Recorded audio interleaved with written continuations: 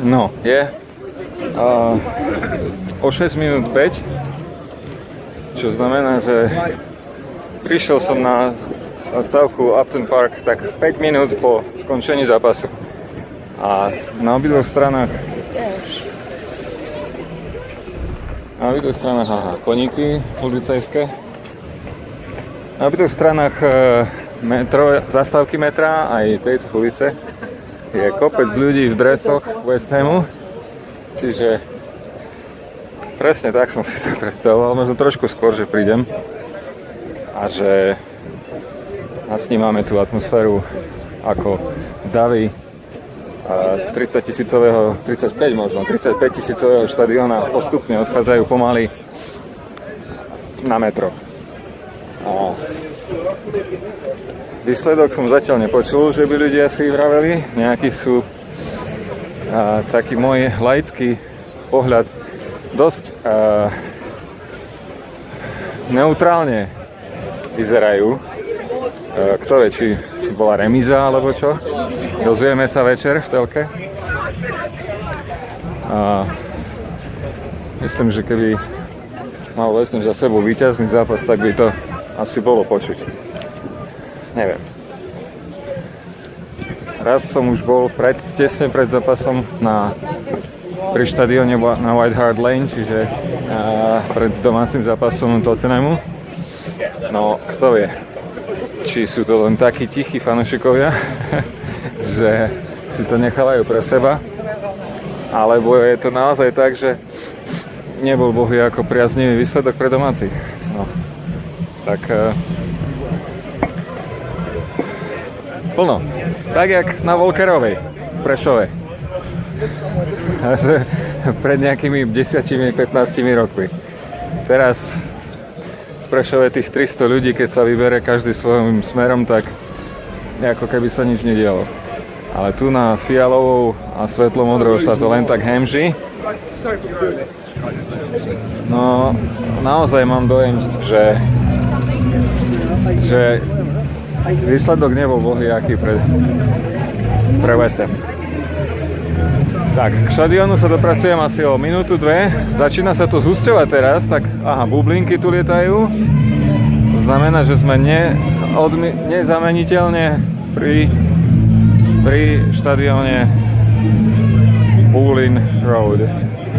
Programy. Panko predáva programy. Videl som aj na stránke propagované. Aj nejaký 120 stranový program bude v utorok pri príležitosti posledného domáceho zápasu West Hamu. Konské výkaly po ceste. Stánok s čiapkami.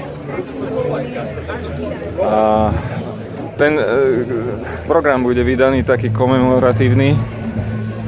Neviem, tuším za nejaké 4 libry alebo koľko ho predávali na internete.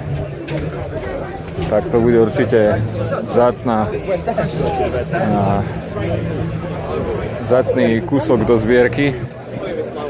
Ale zas mám West Ham rád, ale až tak zarytý fanúšik nie som, že by som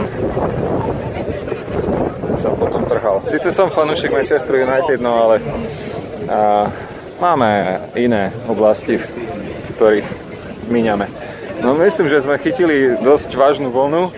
Autá nemajú šancu. Chodci pomedzi autá vo veľkom, bez nejakých výšitek svedomia. Takže momentálne je doprava ochromená, povedal by som. Aspoň na tejto ulici, ktorá sa... ak sa nemýlim, sa volá High Road? Nie, High Road je tá pri White Hart Lane. Táto, zistíme si dodatočne na mapách. A po ľavej strane je už vidieť hlavnú tribúnu štadióna. Tamto.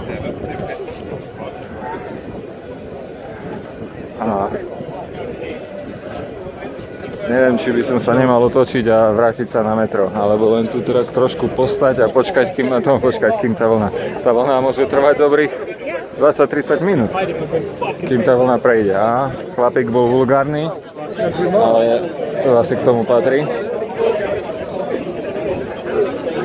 Viem to predávať tiež nejaký program tu.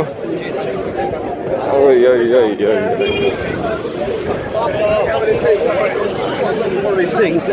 No, tak zažívame. Sme priamo v deji, v centre všetkého diania. Programy, a nielen Hammers, aj Arsenal tam vidím, Anfield Road, tak tu nejaký všeobecný predajca.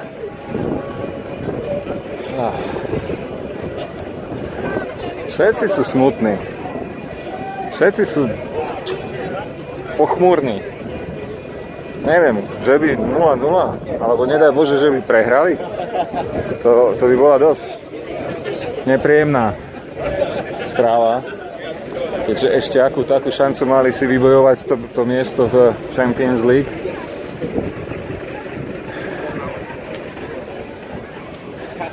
Tak, napriek neskoršiemu príchodu, myslím, že ten neskorší príchod v podstate bol aj celkom dobrý. Keby som sa sem bol dostal tesne pred skončením zápasu, tak by ešte nikde nikoho nebolo. Šali za 5 libier. Ďakujeme, neprosíme si. A tu je hlavný východ. No, tu si to trošku zapauzujeme.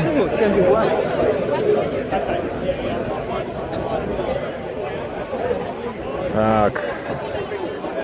West Ham United v celej svojej kráse. A to zlo som nevedel, že taký nejaký druhý názov okrem toho Upton Park je Bowling Road. A tá Bowling Road, B-O-L-E-Y-N, ak sa nemýlim, je na opačnej strane, tam za... Toto je západná tribúna. Za tú východnú, však skúsim sa tam nejak dostaviť. Určite teraz nemá význam hnáť sa na metro. A organizovali to tam policajti všade, čo je len dobre. Aj tu ich je dosť, aj na koni sme ich už zo pár videli. Aj tu sú takí stojaci. Vidieť ich tam teraz sa ukázali. A je to dobré, že je to takto tu ovládané. V podstate ani nemajú čo veľmi riešiť, lebo dopravná nehoda teraz hádam nehrozí žiadna, keďže premávka je v podstate nulová. A ja v podstate teraz kráčam po ceste, tu je obrubník. Som splynul s davom. Žiadne rozpaky, nikto sa neobmedzuje na chodník. Teda niektorí na chodníku sú, ale väčšina sa nerobí ťažkú hlavu z toho, že idú po ceste.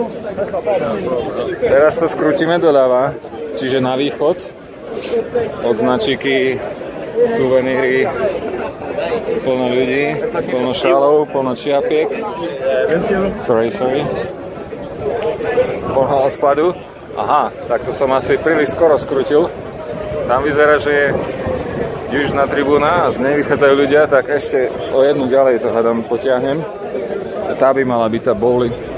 Tam za ňou by mala byť tá Bowling Road. OK. Stánok s občerstvením.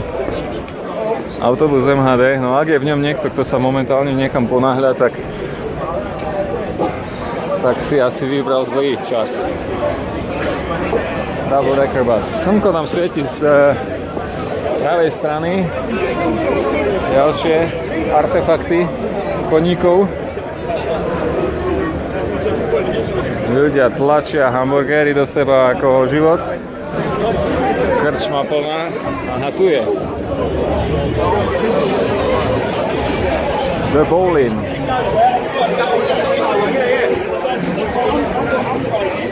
Tak táto vľavo by mala byť, že Bowling Road. A nie, zase keď sa máš, až za štadiónom. No, neviem, tu som ešte nebol. Keď som tu bol párkrát pofotiť, Tak som sa dostal len v tej západnej tribúne štadiona. Aj tu. To je taká rohová krčma podľa všetkého. No keby som bol smedný a chcel by som si teraz tam kúpiť pivo, tak... pivo asi ne. Čokoľvek iné. Tak asi by som sa načakal. OK, no tu sa to trošku prerieďuje, čo sa dresov týka, už sú tu aj bežní civili podľa všetkého. Tak tu som prvýkrát. Nevšimol som si, ako sa táto volá. Znova, ak nenarazím na tabuľu, tak si to zistíme na mape dodatočne. Čiže momentálne ideme na východ. Bicykel. A tu je alternatívny pohľad na hlavnú, alebo tú najväčšiu západnú tribúnu. Toto tu, jak v Prešove na Sabinovskej. Dole obchody, hore bývanie.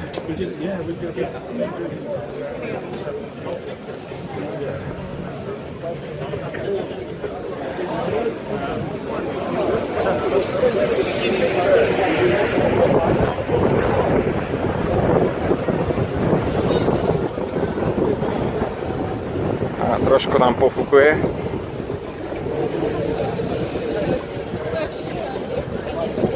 Dostal som sa sem z King's Cross kombináciou dvoch tratí. Čiernou Northern Line z King's Cross a na tretej zastávke som vystúpil na zastávke Moorgate, ktorá je zároveň slepou železničnou zastávkou pre vlaky do Stevenage. A na Moorgate som prestúpil na linku, ktorú som myslím, že ešte nešiel nikdy. Ružová je na mape a jedná sa o linku Hammersmith and City. A neho som sa priamo dostal až sem. Nejakých zhruba 10 zastávok cez Aldgate, East a Mile End, ktorú sme využili, keď sme išli na festival do Victoria Park. Aha, nie, tak táto sa volá Priory Road, tá, čo ide poza tribúnu východnú. Tam je. Tam je tabuľa. Tak potom táto musí byť Bowling Road. Nevidím nápis nikde. Bowling Ground tu je, že? OK, no. Priory Road ešte raz. Prejdem na druhú stranu. Takže rúžovou linkou som sa dostal sem, ktorá tu je južná, The Bobby Moore Stand. Tak to vieme, kto bol Bobby Moore. Kapitán majstrov sveta zo 66. A je dosť možné, že dnes ešte uvidíme aj jeho sochu pred štadiónom Wembley, ak teda tam stihnem prísť v dostatočnom predstihu pred začiatkom akcie v aréne. Tu je, že East Stand, čiže východná tribúna, tá nižšia, hej, tam je vidieť krásne strechu alebo konštrukciu a aj horné sedadla možno niektoré tej západnej obrovskej vysokej tribúny. Pánko sníma, takže mu trošku ho obideme, aby sme ho nelimitovali. OK, aha, no máme ceny sezónnych lístkov. Dospelí od 289, deti 100, kilečko. OK, ďalší fotografii.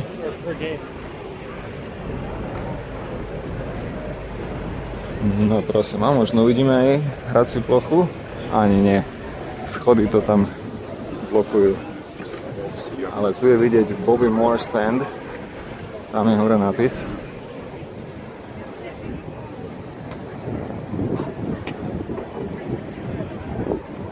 No, je vidieť iba jeho priezvisko, ale vieme, že to je jeho tribúna. OK. Tak skúsime to prejsť celú tú východnú, pozad východnú tribúnu a vidíme, kam sa až dostaneme. Nemyslím, že sa to dá celé prejsť okolo, ale nie je nič lepšie, ako si to zistiť osobne. Hrá sa ešte jeden zápas, alebo hral. Buď sa ešte stále hrá, alebo už sa tiež dohral v Londýne dnes. A síce Crystal Palace hrá doma, neviem s kým. Neviem si to teraz spomenúť. Ale tam už by som sa naozaj nestihol dostať, lebo to je ešte tak ďaleko na juh, že vlakom overground tam trvá cesta dobrých 20 minút a od stanice treba ísť ešte ďalších nejakých 10-15 pešo. A iné kluby londýnske dnes nehrali. Myslím, že zajtra hrá Arsenal zo City, to čo som spomínal, že ak by tam bola remíza, tak by sa títo fanúšikovia West Hamu určite potešili. Tu je východná tribúna, ktorá je tiež pomenovaná po neviem kom. No nie je to tam vidieť. Nepamätám si po kom. Aha, tu. Sir Trevor Brooking stand, čiže tribúna Sir Trevora Brookinga. Pravdepodobne tiež nejaká významná postava v histórii West Hamu. Policajtov dosť. Aj koňmo, aj nožmo. No, toto tu, tie autobusy niektoré sú buď autobusy fanúšikov Swansea, áno, tam sú fanúšikovia Swansea na druhej strane, ktorí tiež nevyzerajú nejaký nadšený, tak kto vie, ako to skončilo. Som naozaj v rozpakoch, čo si z toho, o tom všetko mysleť. Fanúšikovia Swansea sa pomaly chystajú domov a tu je východná tribúna, čiže nedá sa to celé obísť, celý štadión, ale ľudia idú aj týmto smerom, tak pravdepodobne niekde smerom k metru sa dostaneme aj my. Nebudem sa už vrácať a obchádzať celý štadión.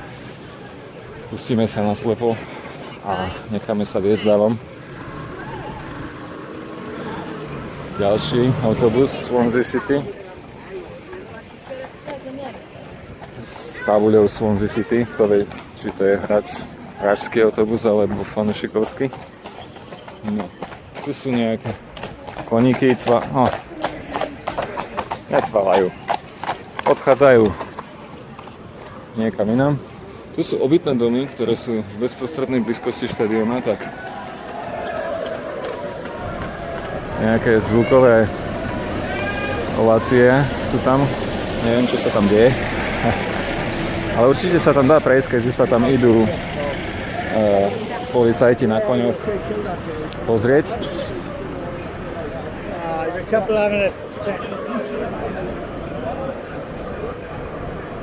Netuším, čo sa deje.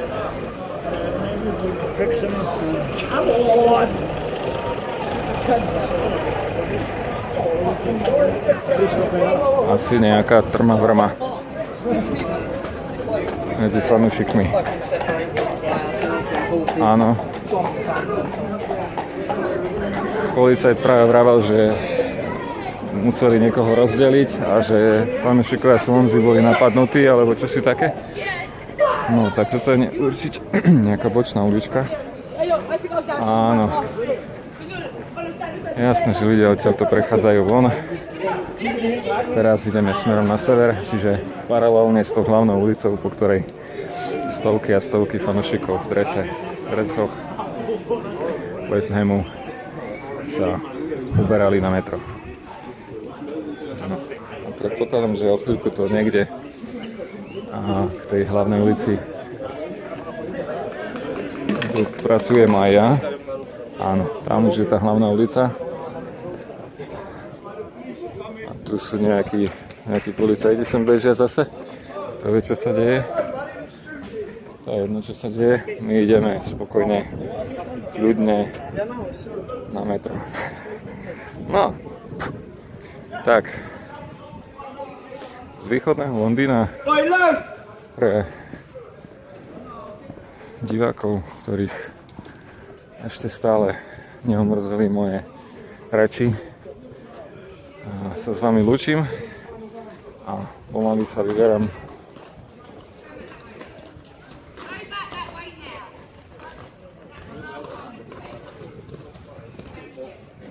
Okay. Pani policajtka hovorí, že go back that way, tak idem naspäť. Neviem prečo. Čo si sa tam zase dialo? OK. Necháme to tak, aj keď niektorí ešte stále prišli. Ale nech. Tak. Uzavrieme to s pohľadom na nejaký činžiak, za ktorým je štadión West Ham United. Sa už definitívne rozlúčim, lebo za chvíľku pôjdem do slnka a to už by nestalo za to. Tak, majte sa pekne, ozvem sa z areálu Wembley asi.